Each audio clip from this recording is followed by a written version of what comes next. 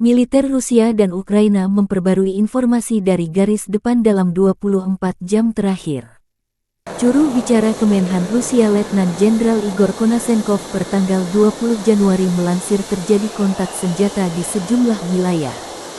Penerbangan operasional taktis, pasukan rudal dan artileri angkatan bersenjata Federasi Rusia menetralkan 67 unit artileri angkatan bersenjata Ukraina pada posisi tembak. Posisi pasukan dan perangkat keras Ukraina di 98 area juga digempur. Jet tempur Angkatan Udara Rusia menembak jatuh satu pesawat Su-25 Angkatan Udara Ukraina di dekat Poltavka, Republik Rakyat Donetsk. Fasilitas pertahanan udara Rusia menghancurkan 5 kendaraan udara tak berawak Ukraina di dekat Zitlovka, Chervonopopovka, dan Kremenaya, Republik Rakyat Lugansk.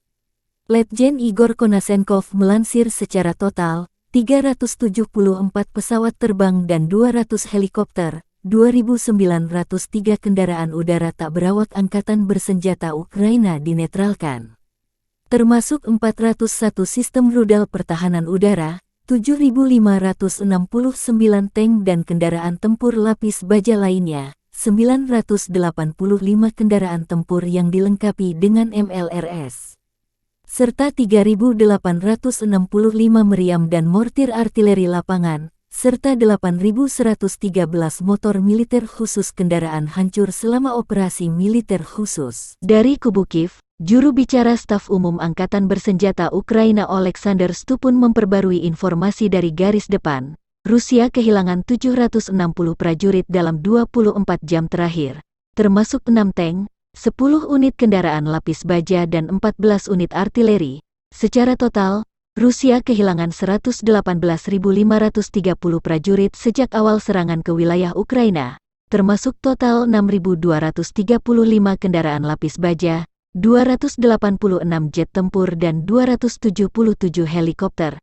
Terpisah, Presiden Ukraina Volodymyr Zelensky menyampaikan terima kasih kepada masyarakat Inggris yang mengirimkan paket bantuan militer lengkap, termasuk tank hingga kendaraan lapis baja.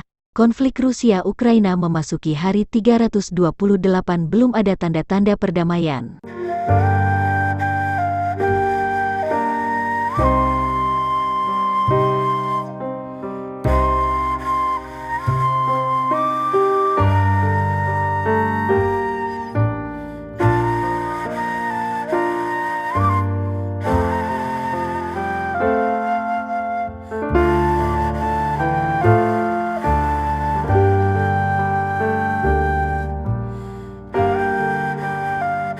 Terima kasih sudah nonton, jangan lupa like, subscribe, dan share ya!